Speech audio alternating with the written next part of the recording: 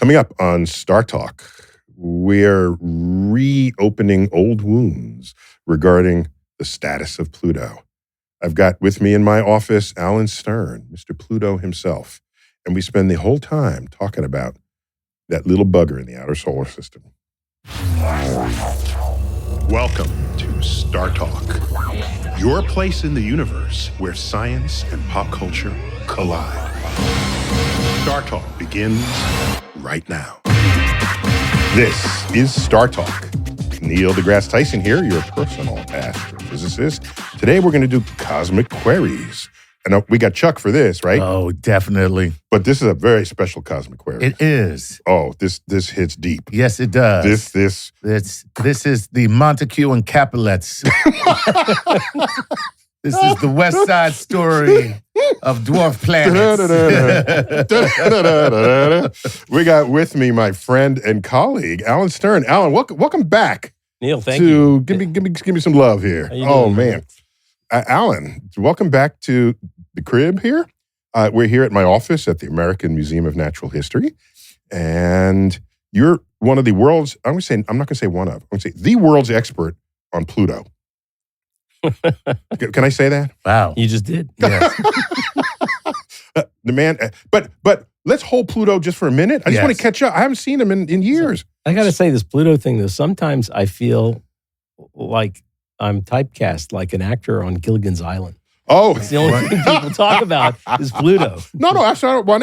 We'll get to Pluto because this is a cosmic queries, and so people they can't shake Pluto. Yeah. You know that. People can't shake Pluto. Well, it's everybody's favorite planet. It's everybody's favorite. So, but let's catch up. What have you been doing? So you're still a vice president at the Southwest Research Institute in San Antonio, part of the space division.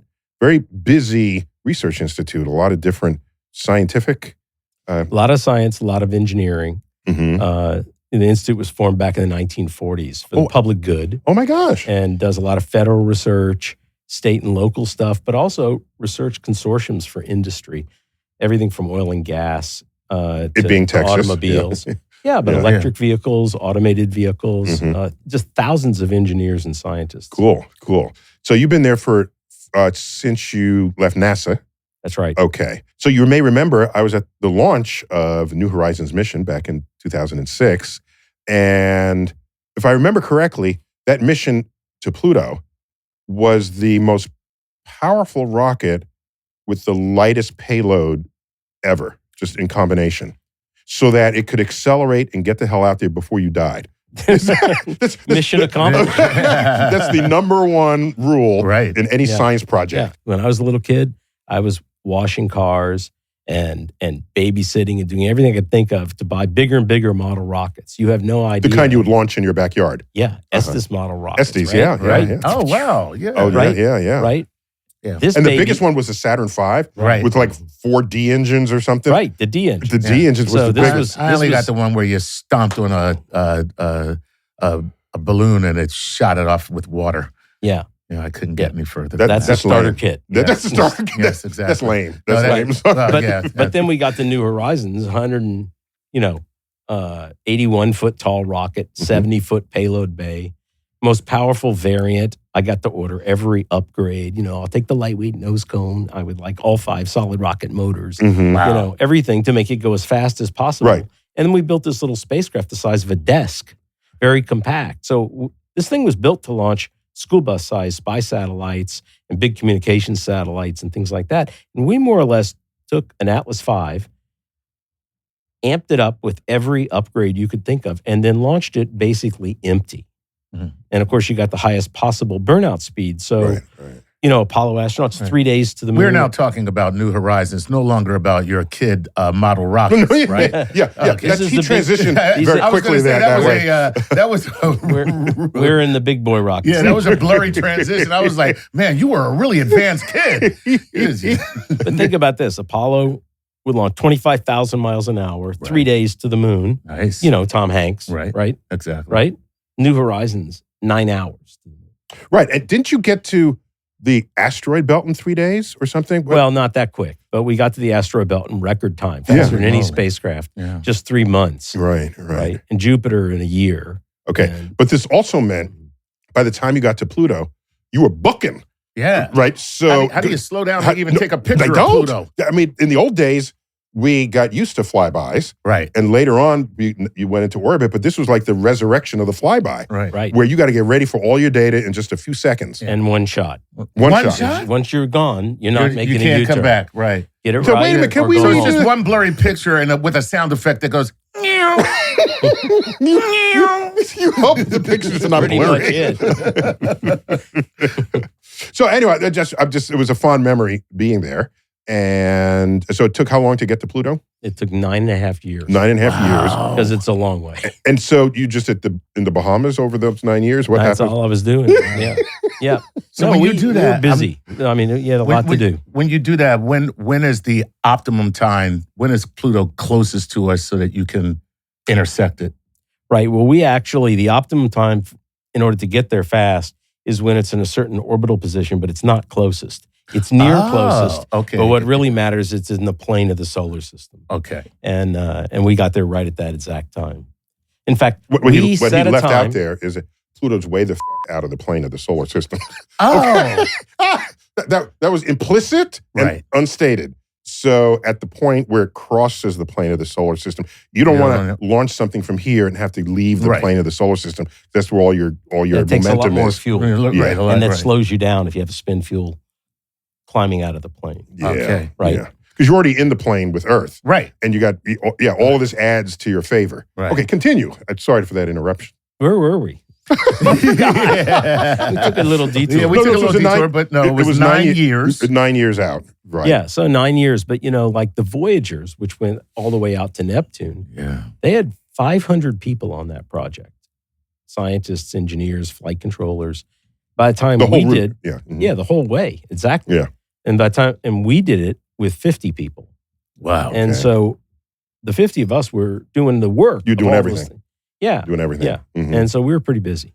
So then, with our friend of StarTalk, David Grinspoon, he's been on Dr. Funky Spoon. Yeah. Yeah. He's, you banded together with him to write Chasing New Horizons.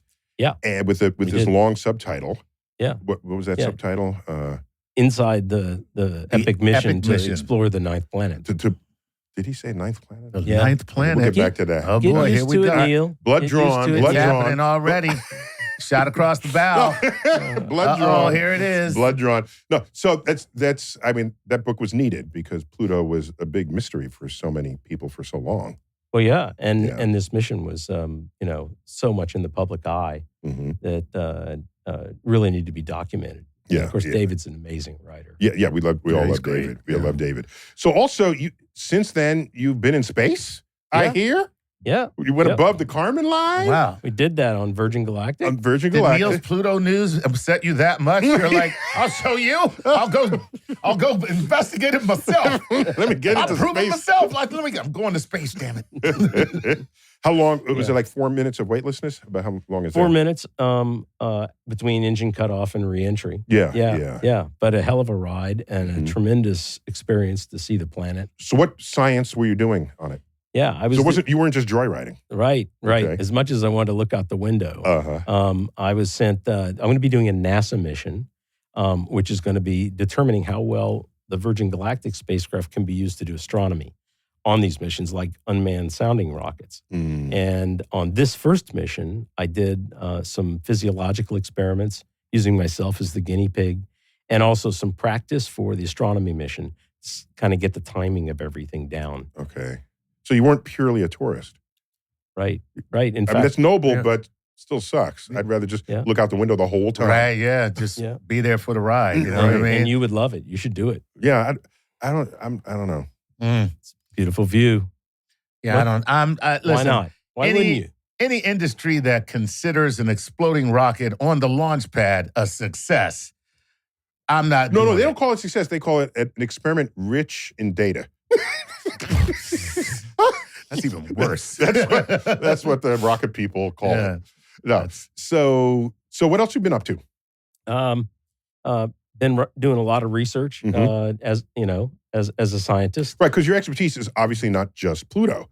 Your solar system objects of all kinds. Nice. Asteroids, comets, Yeah, working on things all across the solar system, even the moon. I'm on Europa Clipper that's going to be launching this year to study Europa and the ocean of Europa, the plumes and the potential for biology. The liquid undersurface. Yeah. I'm on the Lucy mission, which is an asteroid mission. Just got launched in 2021. Is Lucy an acronym? No, Lucy's a pretty name. It was named after Australopithecus Lucy. Oh, that Lucy. Lucy. Which was named after the Beatles. Lucy in the Sky with Diamonds. Yeah. And it's all about everything goes back like to the Beatles. The Australopithecus. It's about the origin of our solar system, just like the origin of hominids. I see what you did there. That makes Oh, the Lucy mission. Very cool. Yeah. All right. And what data are you gathering to tell you about the origin of this little solar system? Well, all these missions contribute to that. Oh, right. It's a big kind of like CSI, right, with hints and clues everywhere, and you have to build a whole CSI, story. the solar system. There you go. All of a sudden, Alan takes off his glasses. And do. There you go. So mysteries unsolved. Right? The Lucy mission is a good example. The asteroids it's going after co-orbit with Jupiter. Neil won't like this, but they orbit in Jupiter's orbit, and there are tens of thousands of them that Jupiter has not cleared. Nonetheless, planet Jupiter so these are the Trojans Trojans leading and trailing. Yeah. Lucy's the first mission to go explore them. It's thought that these Trojan asteroids... Just to be clear, so these are places in the Jupiter-Sun system where forces of gravity and centrifugal forces balance. So like Lagrangian points. Okay. Right. We did a whole thing on Lagrangian points. Yes, we did. That's a whole explainer. So Jupiter has a forward and trailing Lagrangian points, and stuff finds itself there. Trapped in it? It's like it doesn't know where to go because there's nothing pushing it anywhere. Yeah, exactly. And there they go around the solar system. It's like the Wizard of Oz poppy fields. What? You just wander in and you just stay. Is that what? Yeah. It's a little like that. Yeah. And the objects that are there are thought to be sourced from the same region as a lot of the Kuiper Belt objects. Okay. So we're going there so we can compare them to the Kuiper Belt objects that New Horizons has explored. Nice. And we see if it's really right, if that part of the story is Just correct. remind me, the leading ones were Trojans. Did they have a different name for the So why do you trailing call them ones? Trojans? I mean, because I'm thinking Trojan horse when I hear Trojan. Right. Or is it? Right. So there's got to be some origin for why they call it Trojan. And I'm not a historian. But didn't they call the other ones a different name? No, there's just a leading and a trailing cloud. Right, but they're called the Lagrange points 4 and 5. 4 and 5, L4, L5. But I think only one of these packs are called Trojans, and I think the other pack... No, they're both called Trojans. You think they so? are, I promise. Okay. You. Yeah. Right. I think they have individual names, but they're more obscure. Well, they hide something. That's what we know. They're what? They're Trojans. They're hiding something. We should not trust them, is what I'm saying. So I'm glad we're finally learning more about these objects because they're just sitting out there waiting to be... Yeah, and they've been begging for exploration and never... Begging. Never. Totally and now begging. the Lucy mission is going to go see almost a dozen of them. Some of them have satellites, and we'll visit some of those. Okay. And that mission got launched in 2021. We just did a first practice asteroid flyby in the main belt. We're going to do another practice asteroid flyby in 2025. How many people get to say that? Let's practice with a whole asteroid. That's amazing, I got to tell you. Because we got to get it right on those flybys. And then starting in the late 20s, we'll do a whole series Late 2020s. We'll do a whole series of flybys of Trojans. Then we'll dive back in our orbit down close to the sun and come back out and go to the other Trojan cloud where we'll complete that exploration. If there's an extended mission, we'll do even more. Wow. And this will all end in the 2030s. So it's a long-term program of exploration. So just to be clear, once you've established this orbit around the sun going out to Jupiter, right, it's minimal fuel, right? Because you've already earned this orbit. Right. And so now you're just sort of redirecting it a little bit. Right. So the rocket does the initial boost, and then we do Earth gravity flybys. We've already done one. Yeah. We have 2 more to do to make the whole mission come. Yeah. And the principal investigator, Hal Levison, is a part of the team that dreamed up the whole geometry and orbital mechanics of how you get so many flybys into just one mission. Right. This is the genius of what they got to do. Like with the Cassini mission to Saturn. Right. it's orbiting Saturn, but it's visiting moons every time. Yeah. And all these loop orbits. Oh, let's check out this other one. You do a little adjustment. I mean, it's brilliant that we can exploit the gravitational fields of other stuff. I mean, it's almost diabolical.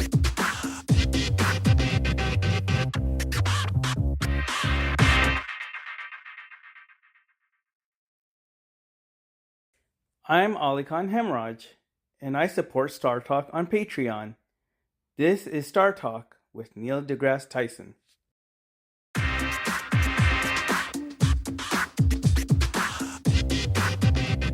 So, Alan. Neil. Alan. Neil. It's a pattern. Don't get me started. Okay, get me started. Neil. We alerted our fan base that you were going to be on. And most of them knew your expertise, but others were fresh in the room for that. And we collected questions. Yes, we from did. them. And these are Patreon members. Yes, they Oh, are. excellent. Excellent. These are the people who keep us afloat. Let's see what questions. Yeah, what do you have? All right, here we go. I haven't seen them. I don't know anything about them. Let's go with Sean Ravenfire. Now I wonder if that's a real name or not. Ravenfire. It sounds like, a video game character. I am Sean Ravenfire. I am here to collect the crystals. The crystals. All right. Not even the money, right? No, It's got to be something. Your money is meaningless. Give me the crystals. Okay. So Sean says, hey, I'm still a little fuzzy on the difference between minor planet, dwarf planet, and planetoid. Ooh. Can you please explore the differences? I'm fuzzy too, actually. Yeah. Yeah. Everybody's fuzzy because the terms are not, some of them like planetoid, no one uses. You hear it very occasionally. No scientist I know uses the term planetoid. Wait. I don't even hear. What do they call Thea? Wasn't that a Thea. planetoid? So Thea was that made the moon. The term is planetary embryo. That's the term that's really used. This sounds like a PC thing. You That's- got to add syllables and add another word. But that is the term that's used. Planetary It's embryo that collided with Earth, right? to make the Earth moon system. I did not know That'd be that. a planetary spermatozoa? Okay. Embryo. Yeah. I'm sorry, you're talking about never. But the embryos are basically the building planets, and there were a lot more of them originally than there are now because many of them combined through collisions to make bigger and bigger objects. Thea ended up spalling material into orbit around the Earth, and it collided. It created the moon, but most of Thea ended up in the Earth. Right. And this was a big thing. It was the size of Mars. Yeah. Right. Yeah. Big hit. Right. So I was just trying to get my vocabulary straight here. So you would call that a planetary embryo, not a planetoid. Because no one uses that. Really. Okay. So now it's really an archaic. Okay, is so- that the same as protoplanet? The planetary embryo and protoplanet? Those are same thing? interchangeable. Oh, we're good. So protoplanet. Good. Protoplanet. All right. So now, for the longest while, my whole life growing up, we're about the same age. I knew of this thing called the Minor Planet Circular, Right. which tracked asteroids, basically. Right. So I always thought of asteroids collectively as minor planets. Yeah. Is that term still a thing now that we've added vocabulary to the system? Sometimes it's used, and it's mostly used for the small, kind of potato-shaped, lumpy things in the solar system, not the bigger things. Okay. The term dwarf planet, I'm actually very proud of this. I coined the term in 1991 in a research article in the journal Icarus, and it was meant to be Icarus features solar system-based science. This is the solar distinct system, from first the Astrophysical the first Journal. research journal of solar system science. Okay. And Carl Sagan was one of the original editors of it back in the 60s, 70s when planetary science was being born as a field. Mm-hmm. And in 1991, I published an article that was about mathematical prediction, that there would be a large number of Pluto-like objects discovered. Mm-hmm. And I termed them dwarf planets in analogy to dwarf stars and dwarf galaxies and so forth. Okay. And they're meant to be... Because that word is already in It's use. smaller. It's already in use. We already that have makes it. sense. So smaller, much smaller planets, the ones that are the size of continents. And that term's been used very widely. Okay. And we see dwarf planets all across the Kuiper Belt, which is part of the revolution of the Kuiper Belt that we didn't know about till the 90s, is that dwarf planets are more populous than the 4 terrestrial planets and the 4 giant planets combined. Mm-hmm. And there's one dwarf planet orbiting in the asteroid belt called Ceres, Ceres. the largest of Which the was an asteroids, which asteroid. is a mini planet itself. Okay, so right? Okay. Right? Gotcha. Asteroid's kind of a zip code. So, it's like a Kuiper Belt object is kind of meaningless. It's just an object in the Kuiper Belt. It's like a zip code. Technically, New Horizons, the spacecraft, is a Kuiper Belt object. For the time being, it's an object in the Kuiper Belt, Okay. right? So that's just a zip code, right? All right. But So dwarf now, how do planet you actually get means something up to the term specific? Now, I'm not trying to push back here because I'm out of my league between you two, but I want to know, how do you go from being floating rock to planet? Because there's got to be a difference between. It's a big difference. Yeah, There's a big difference. one of them is how do you make the jump from Well, let's back up. How do you go from potato to dwarf planet? yeah. So the thing about potato-sized objects, so these are things that are the size of counties or mountains. And they're, most of the asteroids that you can look up in a book or that we've flown spacecraft by, they're lumpy and they have irregular shapes. And that's because that's the shape that, as they were assembled, they just came to rest in when the assembly was finished. Mm-hmm. And that shape is controlled by the material strength of the object. Okay. The thing is, as objects get bigger and bigger, more and more massive, eventually they get massive enough that their self-gravity causes them to form into a sphere. And then we call them planets. Okay. Once they're big enough to be a sphere, like Pluto, they're planets. The smallest of them are called the dwarf planets. And then there are larger planets that are Earth or Jupiter size. And They're all eventually, spheres. And those are all spheres. All spheres. those are there's a continuum. They're all spherical objects. So sphere is definitely a determining characteristic. It's the hallmark. It's one of them. It's the That's hallmark. one of them. If you're on Star Trek and they show up somewhere and turn on the viewfinder, Everything you is see- round. you see a round, rocky something or thing with an atmosphere that's round, you go, oh, they're a planet this week. All right, let me ask you this, both. But All did right, we so- get through dwarf planet, a planetoid planet? What? There's no minor planetoid. planet. Yeah. See, The so you minor said there's planet. no Okay. minor. The I minor just want to get to planets- more questions. Minor planets are these little rocky guys. They used to be called, it's an 1800s, 1900s term, minor planet, Okay. right? Mm-hmm. And that's kind of a legacy term. All right. So before we move on to the next question, one last In question fact, for both. asteroid itself is very legacy. Right. Because who was it? Not Herschel, was it? Somebody around 1800. Some dude. Yeah, he's got his telescope and he sees this dot of light. Like stars are just dots of light. They're so far away, they're just dots of light in your Right. telescope. They see a dot of light, except it's moving. Right. And it's like, so it looks like a star, but it's not a star. So asteroid. Star-like. Star-like. Right. Yeah. So that's like the Okay. biggest misnomer there ever was. Right. Right. Yes, visually, but if you would care what the thing is, and we still call them asteroids, Okay. star-like from the Greek. Excellent. It's just All right. legacy. That's legacy. All right, so one last thing, and then we're going to move on because I'm taking up way too much of the Patreon's time. Does composition have anything to do with it? So let's just say that it's round, but it's an aggregate of just larger objects, but they're not condensed. They're not really solid. They're just kind of a congregation. We haven't seen anything like what you're describing. Oh, And okay. if you look across the planets of the solar system, whether they're made of ice or rock or they're gas giants or whatever, they're all contiguous bodies, not agglomerations like you're describing. Right. Right? They're one big spherical thing because the gravity crushes everything into that spherical shape. Okay. Right? And they might have a core and a mantle and a big atmosphere above it, for example, or they might have a core and a mantle and an ocean layer like Europa, Right. and then a layer, an outer layer of ice, for Right. example, right? But they're all the same. They're essentially spherical objects, and their shape is driven by the force of their own mass that creates self-gravity. Okay. You know, nobody say this is if you had three objects that were each themselves massive enough to be their own sphere, Right. and you bring them together, Right. they're making a sphere. Just There you go. That's how I got you. That's how the universe. That's how it rolls. That's how it rolls. That's how it rolls. And the same We're making thing- a sphere no matter what. But the same thing applies when stars collide. and they can merge into a still bigger star, into a larger sphere. Right. Right.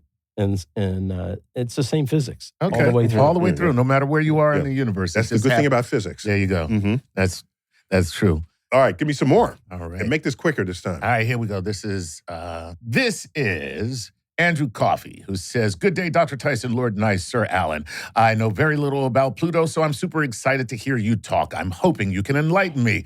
I'm wondering if celestial bodies like Pluto are only able to form and exist at the extreme distance from the sun, or could they be orbiting closer, perhaps near a smaller or cooler star? And if so, do we hope finding an exoplanet that is similar, simply too small or too far away from the star to be seen from the distances involved in our observations? Thank you." That's two parts. One, is the distance from the sun. The main part is could you have them close to the sun? Right. In fact, everything we know about the origin of the solar system indicates that Pluto formed at something like half its present distance from the sun. That the solar system is more compact originally, and Pluto and most of the other dwarf planets of the Kuiper Belt were transported outward with also the small bodies of the Kuiper Belt. But Ceres is another example. Now, Ceres is in the asteroid belt. It's a dwarf planet. Some people think it formed there. Others can argue that it may have come from the Kuiper Belt itself. So we don't know, but we know that dwarf planets can exist much closer to the sun. So just for clarification's sake, because there are people who may not know, the proximity of when you're talking about asteroid belt, Kuiper Belt, the sun, Pluto, so how's it go? Where's it go? So the sun's in the middle of the solar system, right? It's the big kahuna, right? That controls all the other orbits, right? And then we have the 4 rocky planets, Mercury, Venus, Earth, and Mars. Right. And then there's an asteroid belt just beyond the orbit of Mars. Okay. It stretches for something like 100 million miles outward. Jesus. Okay, it's big. I did not know that. And then you got the It's huge. 4 That's huge. gas giants. That's amazing. Who knew that? Go Then ahead. you have Jupiter, Saturn, Uranus, Neptune. Right. By now, Neptune's orbit is 30 times as far away from the sun as the Earth's is. Right? And probably 15-ish times as far away as the asteroid belt. Right. Okay? Okay. And then beyond Neptune's orbit is this second belt or disk-like region called the Kuiper Belt, discovered in the 1990s, but predicted back in the 1940s and 50s. And that's where Pluto orbits and a bunch of other dwarf planets and a bunch of much smaller Kuiper Belt objects that are more like asteroids, but much more icy than the asteroids. Wow. Okay. And if I understand correctly, the Kuiper Belt was a negative prediction. What does that mean?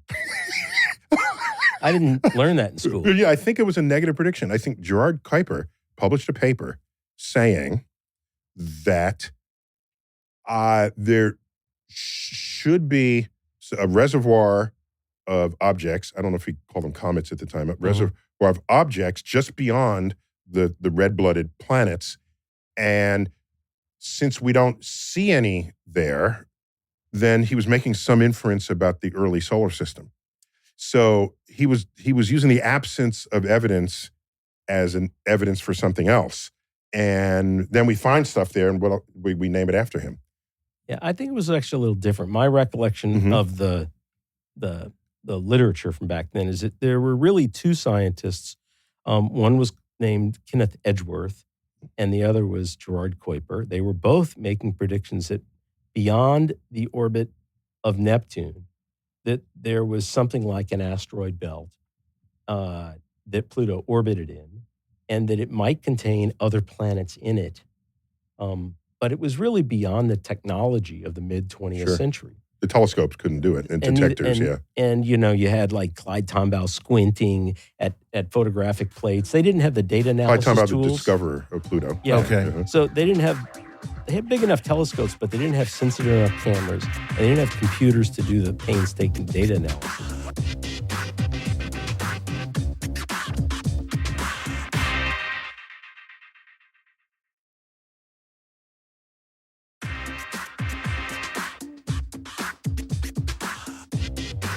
This is AJ Stavely, who says, hello, Dr. Tyson, Lord Nice, Dr. Allen, so much respect.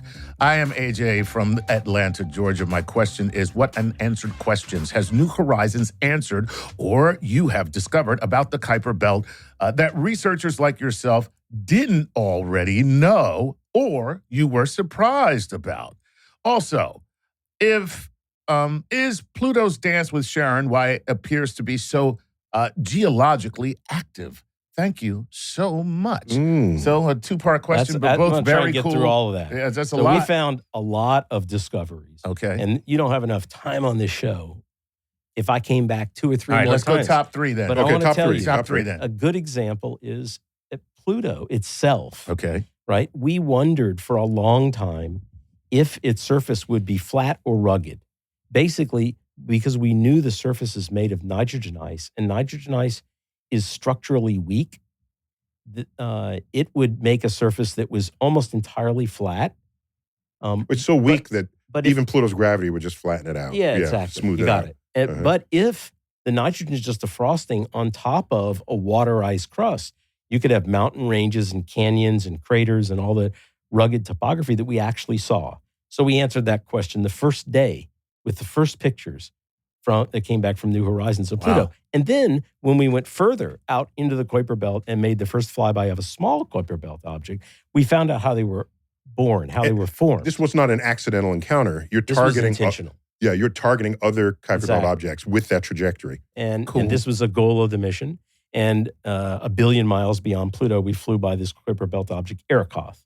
No one had ever been to a Kuiper Belt object. And from its shape, Arakoth. yeah, it means sky in the Powhatan Indian language. Okay. Yeah, I knew that. Yeah, Of course. yeah. Who doesn't know Wait, that? wait. You went to Pluto and then went another 1 billion miles? And now Man. we're almost twice as far as Pluto now Damn. and still exploring. Okay. But when we got to Arakoth, from its geology and geophysics, we could determine that one of the major two theories of how planets get their start, how planetesimals, the seeds of planets, form, was wrong, and the other theory was right. And we found that essentially that these little planetesimals, the seeds of planets, form very gently and through a very slow local accretion process Mm-hmm. in which they can Rather than colliding at high speed. collisions. rather than collisions. Right. Interesting. And there were decades in which computer models were warring, and in one fell swoop, New Horizons settled that with the data on Arakoth. Beautiful. It showed you pick one out of a bag and look at it up close, and you could tell one theory's right, one theory's wrong. Beautiful. So it means they just kind of gather. Yeah, everybody comes together. just come They together. start off in little pockets, and the Yeah. little pockets end up with little material, boulders and hills cool. and mountains that collide with one another very gently and just stick due to self-gravity and build up a lumpy thing, not big enough to be a round thing, Right. just a lumpy Just a- thing. Right. And tell us about the Pluto-Charon dance. Oh, yeah, that was the other question. So the question was whether Pluto's intense geologic activity could be due to that. And it turns out not, Due to to that dance. the gravity. The To gravity. the mutual gravity of Pluto and its big Charon. moon Mhm. that are in a very special state called tidal equilibrium. Turns out that because of that equilibrium, all those forces that might heat Pluto or make that geology go are long gone. And Tidal so equilibrium. Pluto's- You mean double tidal lock. Yeah, Yeah. that's Oh. right. There You we know- go. You We liking know what that? that is. You know, But that can't be the cause of Pluto's geology. It's got to do something else. Okay. All right. Interesting. Very good. All And right. that Good might have to question do there, with the ocean. AJ. That we think is inside of Pluto, just Right. like Europa. Just So the like Europa. ocean is not rigid, Rigid. so it can shake things up. Right. Is Well, it's also, as it freezes, releasing heat, it? Oh yeah. called latent heat. You know about Yeah, that. yeah. And that can power the With geology. Physics 101. So wait a minute. What? Okay, I failed Physics 101. Freezing gives off heat? It does. It releases heat. Mm-hmm. All right. Okay. All right. I'm going to tell you right now. I've been on this earth for a little while now. That's the first time I ever heard somebody say freezing gives off heat. So I'm just going to call bullshit. No. You can try. No, I got No, one for I'm you. joking. No, I'm joking. I got one for No, you. I'm serious. No, I got one for you. Go Are ahead, you ready? go Are you ahead. ready? Are you seated? Okay. I'm seated. Let's look at the other side. So you have water on the stove. Right. And you're heating it. Right. And you As you heat it, the temperature rises, correct? Okay. Then it hits what temperature? Boiling point, 212. 212. You keep heating it. Yes, you do. Where does the heat go? Wait a minute. It does not raise the temperature. Correct. It turns into steam. So the heat simply changes it from liquid to gas. So the molecular change is itself. Okay. Okay, so now you go the other direction. Crap. Yeah, so now you go the other direction. Yes. Now you're gonna suck energy out of the water. The temperature drops. Right. And then there's a point where you're still sucking energy. The temperature doesn't drop. Oh, man. And all it does is change state. Change the molecular state. Right. Damn. That's... Where was he when you took that physics? You might have done better. Yeah, I might have done a lot better. You might have. Had I had Neil. Yeah, so we call it latent heat. There's terms for it in physics. Latent heat. It's really physics 101. Hi, how y'all doing? I'm latent heat. Hey. Okay. All right. You personified latent heat. Yes, I will never get this out of my I know, right? You can't do. Oh, God. Also, Sharon, just in the traditions of the field, Pluto is Roman, god of the underworld. Right. And moons have traditionally been, not in all cases, but in many cases, traditionally named for Greek characters in the life of the Greek counterpart to that Roman god. Okay. And that way there's an homage to both cultures. Both cultures. Right. So Pluto's counterpart in Greek is what? What's his face? The underworld. Hades. Hades. Yeah, Hades. Okay. It's also the place, but it's also the guy. Yes. Okay. And the ferry boat driver to take you across the river Styx is named Sharon. Sharon. Yes. Oh, there you That's go. where that came from. Sharon! Okay, here we go. Greetings, Dr. Tyson and Dr. Allen. I'm Jasmine from the wine country here in Northern California. Nice. I'm very curious. What's the big deal about Pluto? Does it even really matter if it's a planet or not? Why all the fuss over this icy rock at the edge of our solar system? Oh, yeah. Whoa, look at that. Oh. Can I venture a guess that it's been with us so deep in our culture that it's hard to shake any adjustments to those? Well, that's a guess, but as a scientist, Mhm. the real reason is that Pluto is the archetype. It's the heralding body of this whole new type of planet, the dwarf planets that we've discovered in the outer solar system. They're active. They have moons. They have atmospheres in some cases. And far from being a rock, it's a big spherical thing, Right. right? And that's why we call it a planet. We don't know what else to call it. There you go. All right. Planet modified by the word dwarf. Right. Like giant planet for Jupiter. A gas Yeah, giant. which It's a gas I didn't giant. have a problem. I mean, that's in fact where we agreed. Okay. And one of the correspondence I got back when I was pilloried by third graders. Because here, people know I don't have to give the backstory here. Dear Dr. Tyson, why are you so mean? Well, what's really sad is not that he's mean. It's just that he's wrong. Oh, snap. What happened? Geek fight. No, it's like, So you The word- failed your freshman physics. He did great at all that. He did all the way up through PhD, but he's failed his planet test. no, so we have the word paper, right? And we have construction paper, corrugated paper, toilet paper, Right. a stock paper, Cardboard, right? So there's paper is a very broad category, and then we modify that with whatever is the next word, and then we know exactly what anybody's talking about. Okay. So I don't have any problem with that. I've always felt there's been a shortage of vocabulary so in other words, let me hear, I'm sure we agree here. Jupiter and Earth should not be called the same object in orbit around a star.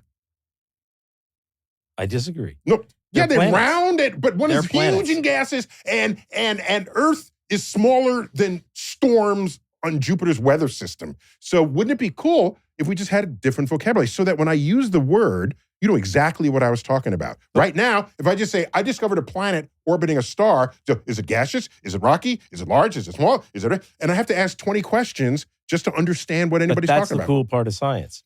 And No, that's a weakness of science. as a planetary scientist, planet is part of the term of what our field is all about, right? And so we know what planets are. They are the things the central objects of our field, and they are the large things that orbit stars. And they range from the smallest large, they know they're large when they become round and gravity dominates. And from the dwarf planets all the way up to the giant planets, that's a continuum of objects we all call planets. Yeah. And planetary scientists agree on that. And in the planetary science research literature, there's no debate. I don't have a problem. I'm a big fan of words. I have 6 dictionaries on my shelf over there from different eras, and I watch words come and go. I'm just saying, if you have to modify the word planet in order to know what someone is talking about, that's a clarion call for another word, a word yet to be invented that captures both of those simultaneously. And so it's a shortcoming of the lexicon. That's all I'm saying. That's all. Don't look at me all blank. You see how he's looking? Wow. You see how? I'm telling you. Did you see that face? I'm telling you. By that, for example, we have different kinds of human beings, short ones, tall ones, skinny ones, big ones, right? We have North Americans and Europeans and South Americans, and that doesn't mean we need a new term for human beings.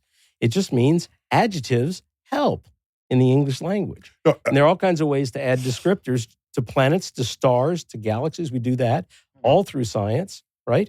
And we got to get over these small number fears, right? I mean, if we're going to have only 8 planets, Neil, I'm afraid the periodic table's got to stop at beryllium. You know, the periodic table has 100 and umpteen elements in it, right? We're not afraid of a large number of those. No. Just like we're not afraid of having 50 states, right? Or countless numbers of stars and asteroids and everything else. We only have 49 states. Texas is not a state. Well, by It's its nature, own country. Just ask anybody from there. I've been to restaurants called Texas is a planet. So we get used to big numbers of planets now that we see them around stars and lots of them in our own solar system. And doesn't Star Trek have a much more nuanced system and nomenclature for planets? Yeah, because they classify planets. Star Trek is fiction. We're talking about facts. No, but let's imitate fiction. Okay, because Alan, they have, I was on your side until that statement right there. How dare you, sir? Send him away. Factor 1. No, so I'm just saying there's a term, a succinct term that references, is it an oxygen-nitrogen planet? Right. There's a gravity. There are ways of folding that into the term so that someone says, You don't mind Star Trek having lots of kinds of planets. Yeah, See? I'm fine. all in. We got ocean worlds, right? I'm all in. And we got volcano worlds, All and right. we got biologically active worlds, I'm and all sterile in. worlds. It's all good. All in. There you Okay. go. Adjectives rock, don't they? On it. Dude.